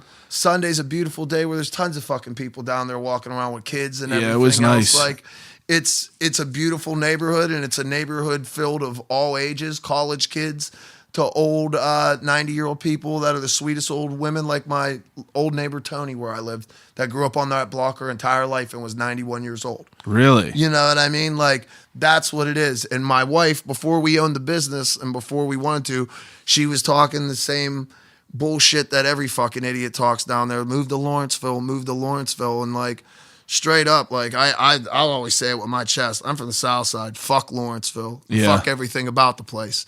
Like, I ain't got no time for it. I don't cross the lawn over there. Yeah. They can do you over there. Yeah, do you over there. But my wife, like, she was like, are we really going to stay here forever? And I said, yeah, we are. I was like, you know why? I said, because over in Lawrenceville, Tony's not over in Lawrenceville. I don't walk down the street, and I didn't put in fucking, at that point, like 15 years in Lawrenceville of living. Yeah. You know what I mean? Like, I know the shop owners, I know that, and I walk down the street, and I know the little old lady that's lived here her whole life and all that stuff. Yeah. And I was like, I don't ever want to lose that. It's interesting you talk about like how much like young blood there is in Southside now. And like, I guess that was like coming full circle. That's like kind of what I'm talking about for all the young people, young business owners in Southside. Like, I feel like you definitely have. That's how that change happens that you're talking about, how you better your neighborhood, because you be a restaurant. Like, I try to set myself apart. Like, I don't agree to any bar crawls. I don't agree to fucking opening up on St. Patty's Day. Like, if you do that, that's cool, man. But the way I promote myself, I had another business owner tell me before I opened, they're like, listen, you got to put a fucking dress code on your door. You got to get fucking security guards. You got to get this. You got to get that. You got to pay a fucking cop to watch the door. I'm like, for one, I ain't paying a cop to do fucking shit. For two, I said, the way I present myself is my fucking dress code. Yeah. And I was like, that's it. Like, I'm not pandering to that end of the neighborhood. And a big thing, the little old women that have been there forever that come in my restaurant and say is, we're glad that you don't pander to that bullshit of the neighborhood. Yeah. I don't pander to those dollars. Those aren't the dollars I'm looking for. And the more people that, try to run an honest business that don't want to sell every fucking Bud Light in their fucking cooler to you and make the dude throw up on the fucking street after he walks out, the more businesses like that, the better the neighborhood becomes. For sure. You know what I mean? For sure. Southside got lost in the sauce. And that's the fucking truth. Yeah. They got lost in the sauce back in the fucking like late 90s, early 2000s when everybody tried to fucking outbid each other on the cheapest fucking beers. And then you wind up with a bunch of shitbag fucking places and fucking girls falling on the fucking street and fucking dudes throwing up all over themselves. Yeah. And it's just becomes fucking retarded. And right now, we're at like a fucking changing of the tide where there is good places. Like, oh, for sure. Shitbag bars and stuff like that. Like, I don't, the same way as I said about like giving money, like, I don't fuck with you because I don't like what you do to the neighborhood. Like, I don't, like, it's cool. Like, you know, whatever, get your money however you want and stuff like that. But like, I don't subscribe to it. You know what I mean? I like that. I fucking know the people I know down there and I'm cool with them. And there's other people I walk by that you know who I am and I know who you are, and we don't even fucking say hi or shoot a head nod at each other. Yeah. Because I don't fuck with you and I don't fuck with your maneuver. You brought up like a dress code and shit like that. It's like things like that are ridiculous. I feel on the South Side. It's like, bro, there's businesses in the South Side that haven't let me in. I know it's crazy. I own dude. a business down there. They won't let me in. There's the fucking places door. you can't even wear jerseys in. Yeah, no, Pirates, that's what I'm Penguin saying. jerseys. And I mean, like, how could that do anything but, you know, pigeonhole your business and like, you know, you're doing it for a reason. Like my door, and I said this since day one. If your money's green, you're okay with me, motherfucker. Right. Come on in, fucking. I got a drink for you. Come on down the streets on Carson. Yeah, I got a drink for you. I got a sandwich for you. I'll Listen take to care some of you real Temptations, nice. some Stevie Nicks, Eddie and the Cruisers. Yeah. All right. Wow. Another great episode. You're a very interesting dude. Well, thank you. All right, the ending segment. Last time, whenever we did the Desert Island questions, you weren't a fan of The Office. Oh man, You were not a fan of The my Office. world hasn't changed so much in the last year. Chad has changed. It's ridiculous. There's fucking so kids. much kids. There's The fucking Office. There's Office. new menus, art shows. Art shows. We've yeah, been busy dude. out here. Been busy as fuck. There's new shirts, new Streets New on Carson shirts. shirts. Yep. You know, get on and cop one. You already know. New fucking I'll call you right back shirts. New as well. I'll call you right back shirts. Like if you guys are feeling giving, come on over Yeah, and grab come some on in. gear. All right, Desert Island questions.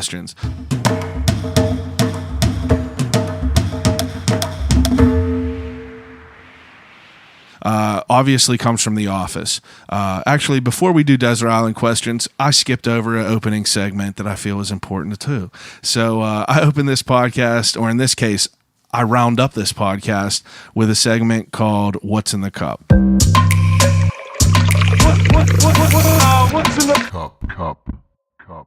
What's in your cup?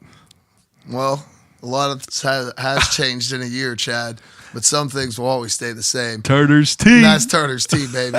Always a constant. I asked him, I said, what do you want for your drink? He said, Turner's tea, fool. Like, that's it. It was just like second nature. Always good, though. Even though I don't drink Turner's, you know, I'll rep them all day. I've been thinking about trying to get someone from Turner's to talk on the podcast. Now you're talking. It'll be bro. epic. Epic.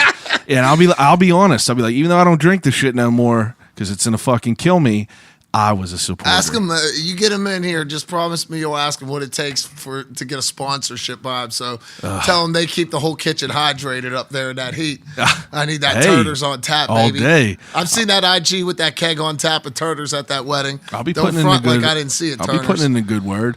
All right. So ending segment I do is called Desert Island Questions. I give each of my guests 3 categories and 3 choices for each category to take with them on a desert island.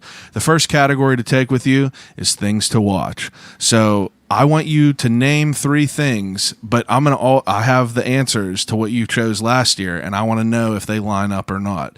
So for the first category is things to watch. TV shows, movies, whatever you want. I honestly don't remember what the fuck I said last year. I know you don't. That's why I want to see what's going on. But I just rewatched The Sopranos, so yeah, I'm taking The You Sopranos. finished that? with me. Yeah, fuck yeah. I watched it when it was on TV. I know that, the but whole way through. Lauren said that she was in. Oh yeah, my kid was loving it and shit. Like with my wife would be sitting there breastfeeding the kid and stuff like that, and the iPad's going and shit. She was yelling the one time, and I walked in and fucking, she's like, I don't know why she's yelling, and she like starts staring at things. I was like, she's just trying to see what Johnny Sack's up to. I was like, chill out. I was like, baby's cool. Sopranos is that's on my list, dude. I've gotten 4 episodes in yeah? before, and that's the next thing that I'm going to start watching. And keeping, I'm gonna also stick with the HBO. and fucking go with The Wire, which is my favorite. Okay. So I'm definitely taking The Wire with me. That's another thing I never watched. It's the fucking shit. Maria And then Guido South almost Park. beat my ass whenever I told Bro, her I'm I telling didn't you. watch it. In my opinion, it's the illest show for the sheer fact of that, like, for one, every season is different and it's set in a different setting and it like teaches different levels of the game of like drug dealing and smuggling and Yeah. fucking as well as city hall and fucking police and fucking All them politics fucking and how real all crooks, that shit goes. But All like, them real thieves. yeah, real shit. And then the first season will like give you the basis. The second one's all about dock systems and shit and There's how everything 3 comes in the seasons, country. right? It's like 5. Oh, is there? Yeah. Oh, damn. So like and the one season's all about kids in school and shit like that. And it's older though, right? It came out in yeah, like this was 03? Yeah, something like that. Yeah, I mean, I don't know. That's one thing. I don't even think I've ever seen an episode of that. Bro, I'm telling you, it's I'm gonna the have to get shit. on that. And like it really it just gives you an idea how, like why everything's fucked and how shit actually runs in life. Because the dude that made it is actually from Baltimore. Oh, yeah. And fucking like Well, I know that they said that it definitely like touched on a lot of real shit that was happening. oh yeah, Baltimore's a fucking goddamn. It's nuts in Baltimore. Baltimore's fucking nuts. You got fucking killers on the fucking Ravens. I'm telling got you, boys bro. that are killing people on the Ravens. Fucking where's Ray Imagine Lewis what's when in the Joey streets. Porter got shot. I That's know. what I want to know. That's one of my favorite shirts they used to sell at the stadium. All right. You said Sopranos. You said The Wire. South Park. South Standard. Park. That's a good choice. Standard. That's South a good Park. choice. That's definitely a good choice. So last year, What do we have? your choices were Wires for sure on there. nope. You What? said the first Godfather. Fuck that. You Well, said no, that's good, but you fuck said that. the first Godfather. You said Band of Brothers. I was watching that last night actually before I went to bed. That's something else I remember whenever it was on. Never seen it though. And then you also said American Pimps by the Hughes brothers. Standard. That's a fucking good one from the childhood. So those are If you ain't ever 3 watched good American choices. Pimps, you fucking need to get some of that. All right. And we did books last year. Books. All right. So if we did books last year, I'm not going to do books again this year because the books you chose last year, you chose Kitchen Confidential, Yeah. obvious. You chose Nikki Sixx Heroin Diaries, Yeah. and you chose the Escoffier Cookbook. Yeah, Escoffier. Escoffier. Sorry, Yeah, I that'd pronounced probably that still wrong. be the same. I ain't read no books in the last year. That's Some all right. things don't change on that either. Now, what I do want to know though is I want you to pick 3 of your favorite meals of all time. Number 1 is fucking easy. Number 1, I fucking there's a restaurant and a fucking chef in Philly. His name's Mark Vetri. When he first broke onto the scene, he had a restaurant called Vetri. Okay. Right? And it was on Restaurant Row in Center City, Philly. And fucking it only has about like 10 or 15 tables. So I just moved to Philly and I fucking had to work on Valentine's Day and my girlfriend at the time and shit like that. I fucked her on Valentine's Day. So I fucking, it got reviewed as like best Italian on the whole East Coast or some shit like that. It had some crazy accolades, but it took like 3 months to get a table in this place. It Really? was so booked solid. So I called him day after Valentine's Day and I told him, I was like, listen, and this was like, man, I want to eat her so bad. Yeah. So I fucking called up and I told him, I said, hey, I'm a chef that just moved to Philadelphia area. Like, I hear you're the best and yada, yada, yada, and gave this fucking story and told him, you know, I fucking had to work on Valentine's Day. Could I get a table? And he goes, well, I'll put you on a waiting list, da, da, da, da, da. So he hangs up, calls me back like 10 minutes later and was like, do you mind eating at like 9 o'clock at night tomorrow? And I said, absolutely not. And fucking went in and I did like this 7-course fucking meal. Oh, with, really? like, wine pairing. It was like the most money I ever spent on a meal too. But like, How much? really? I want to know. Like the whole thing, like the With meal drinks and everything. out the door. I was like about like $650, $700. Oh my God. Yeah. And this was fucking Fuck. like 10 years. I Like, thought you were going to no, say this was- something crazy like this was like 350. 11 or 12 years ago. Oh, $700. It was like fucking like almost the 7 courses itself with the wine pairing was like $300 a person. And then fucking It was probably unreal though. you know, and then 20% on top of Yeah. you know, fucking shit, you know what I Jeez. mean? Like, bro. Hey, it that's was a all nutty right though. night. Fuck it. Yeah, but it was good. But the bad thing was the raggedy bitch I took with me never deserved to even go to something like that because she got up to smoke a cigarette in the middle of the meal, and I'm sitting there in like a 3-piece suit, and I was like, "You ignorant bitch, do not get the fuck up and go smoke. They will stop making the food. We're in the middle of a fucking 7-course meal." And fucking, yeah, she's ignorant. I told her, I was like, I should have took your busted ass to Olive Garden. I fucking took a homie and really enjoyed myself. Fucking idiot. That is funny. But the meal was fantastic. It was absolutely fantastic. Number 2,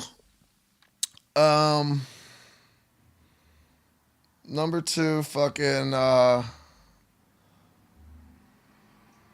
went to New York one time, and this dude, Steven Starr, that owns all these restaurants and shit like that, he's actually from Philly, but he has the restaurant Budokan, if you ever heard of that. I don't think I have. I went to New York with my buddy Chip, and his buddy was the executive chef of that place, and like he rolled out all kinds of different shit that they didn't have, and like took care of us real good. I'm sure I might have had a better meal somewhere along the lines in life, but like that really stands out about going to New York City and fucking that this dude that was the executive chef like really fucking rolling it out hard and stuff like that. Okay. And then my third best meal, I'd say eating at the 1913 room. 1913 room was probably number 2. Yeah. Where I worked. Yeah, you said it was like that another 7-course like fucking thing. Yeah, you said in the last episode that you were like at mahogany carts, fucking steel silver dome. domes. Yeah, Like it was the most insane shit. Like my 19-year-old ass, like, or I wasn't even 19. Who am I kidding? I think I was like 18, turning 19. Yeah, that's and like it was just wild. And like the next oldest person, I think I said on the last one, next youngest person in the kitchen was like 27 years old.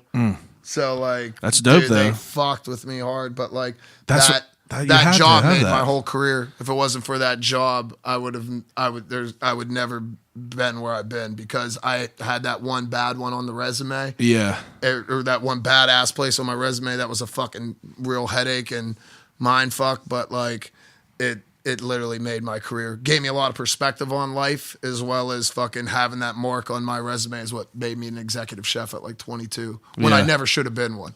Like I never should. I never should have been one at that age, but got thrown to the wolves. And ended up succeeded. Fake it till you make it. That's all right. That's what you got to do, right? Yeah. All right. And then the last question, the last category is 3 things to listen to.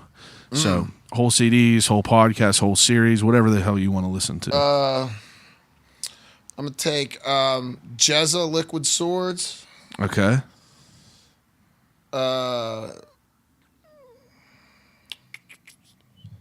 I know I probably said, I said Temptations last time. You did. You said Best of the Temptations. Yeah, I'd take that still, for sure. Dude, you had a killer playlist going on Sunday. My mom, that was the one thing. My mom was like, "Man, the music in here is unreal." I was like, "You got it on a good day," and I was like, "You could have some Tupac right now." Yeah. Fuck it, I'll take the Drop Top Wop CD. All right. Oh yeah, that was 3. Best of the Temptations. Yeah. You said Liquid Sword. Yeah. All right. Yeah, the Jezza. Let's see, he's fucking killer. I've listened to it again a lot lately. All right. Now the Death Row Meal.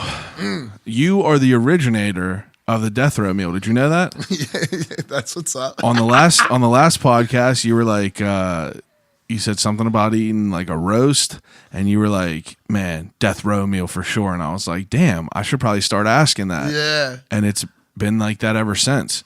And that's what's up. It was dope. Definitely dope for sure. Hell? So I never got to ask you a Death Row Meal though. But if you were gonna have a Death Row Meal, I mean, like obviously them places that you went that there were great food and everything like that. But if you just had some shit that is before you die, what would your Death Row Meal be? I would take my mother-in-law's pork, rice, and beans and pasteles. What is a pasteles? A pastele is it's a Puerto Rican thing. It's wrapped in a banana leaf with masa, and like she gets this like little old Puerto Rican woman like out in fucking like Philly area to make these, And like, so she'll like put an order with this old woman, and she'll make them and bring them into her bank and give them to her. But like, she's been making these like extra spicy ones with chorizo lately. Oh. It's like a lot of gelatin bits, like cartilages and like things. Yeah, like that's that. all the good stuff. And fucking, you boil them for fucking like 45 minutes. But every time my mother-in-law comes out, she'll bring me a rack of a dozen of them to eat. My gringo ass fucking loves them fucking things, man. But like her Puerto Rican pork, rice, and beans. Fucking, you can give me that any day. Fucking unreal. I'll die a fucking happy motherfucker. That's for sure. That sounds man. good as hell for sure. All right. I think wait, didn't you have some of that at my baby shower? Oh yeah, it was there. Fuck yeah. You see, you even I had did have that. Yeah, bub. Damn. Yeah. I forgot about that. Yeah. You know what else was from the baby shower that was unreal was was it 24 karat wing pizza? Yeah, and I didn't even get one fucking slice of Listen, it, dude, bro. I've talked about it on here. That's the best. You ever watch that One Bite Everyone Knows the Rules? Yeah. So, like, that dude, I watch all his shit. I don't know why. He's a fucking bro-y type dude. I love it. And he only just goes to all these places and just eats cheese pizzas. And like, I was starting to think he'll get a slice of cheese pizza and rate it. And I was seriously starting to think of like the places that I love, like the absolute best pizza that I've ever had. And if you go by cheese, if you're just getting a cheese slice, that throws a whole wrench in everything. But honestly, dude, that Benny Fierro's, collab with the 24 karat wings was hands down the most fire shit ever as far as pizza. I fucking believe me. I wish I had fucking had some. I know, dude.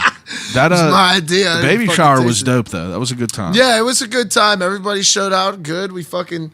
I mean, like, seriously, if you were there or came, like, much love to all of you. Like, I literally got everything that I fucking needed for my kid. And, like, my kid's, like, 3 months old, and I still haven't bought fucking diapers. Really? Yeah, I buy wipes. I have bought diapers, actually, but it's because I, like, ran out of one size, but I still have a whole closet full of other sizes.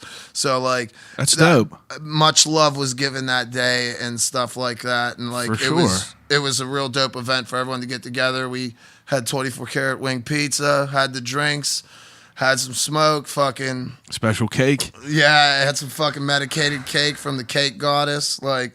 We was high as fucking bat's ass. It was nice. High as a bat's ass. Yeah, it was nice. That's hilarious. Time. All right, good dude. Time. And the last question I ask everyone, if you could have a conversation with anyone alive or dead, who would it be and why?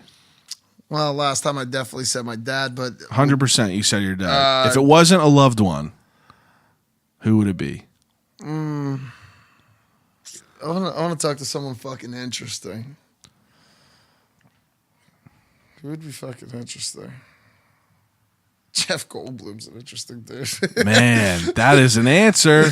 Jeff Goldblum. With, Pittsburgh cat. You know he's about to be the voice of the Science Center? I've been listening to this document. I want to talk to old Dirty. Oh, that would be dope. That's who I want to talk to. Fuck it. I want to talk to Dirty. Man, that would be a dope. Wow. That would be a wild conversation. That's a good answer, too. I'll take Dirty. I thought you were going to say Anthony Bourdain, but... like I mean, like you just like the way. The only reason I said that is because whenever I was listening to last episode, you touched on like the book and everything like that, and like I started watching No Reservations again, and like dude was just a badass. He was such a cool dude. I got to read the book still. Oh man, you got to read the book. Man, I have it sitting over there. I probably would take Bourdain over Dirty. Now that you mentioned it, you actually put the thought in my head. I mean, I'll give you both. I'll give you both. I'll take them both. I like you. I'll give you both. Take that. Imagine having that conversation with you, old dirty bastard, and Anthony Bourdain. I'd take that all day. I'm sure that'd be hysterical. It would be that'd be a fucking good one. All right, dude. I appreciate you very much. Appreciate you, brother. Always. Thank you so much. And plug whatever. Fucking new menu, Streets on Carson. Tomorrow, the fucking 14th. And then we have the art show with Betmers, Franism Stuffs, Miss Narf, however you want to address the fine lady. That's going on Sunday the 19th, 4 to close. Heads Will Roll. Heads Will Roll is the name of the show with the crocheted mounted animal heads. Check out her IG at Franism Stuff at Betmers. Check out Streets on Carson for all forms of social media. And that's about it. Shout out to the wife and kid. There you go. Everyone that's listening, appreciate you as always. I'll call you right back on Instagram. I'll call you right back everywhere else across the board. Email me. Let me know if you got anyone you want me to talk to on here. I'll call you right back at Gmail and give me some feedback. Call me a piece of shit if you want. I appreciate everyone as always. I'll call you right back.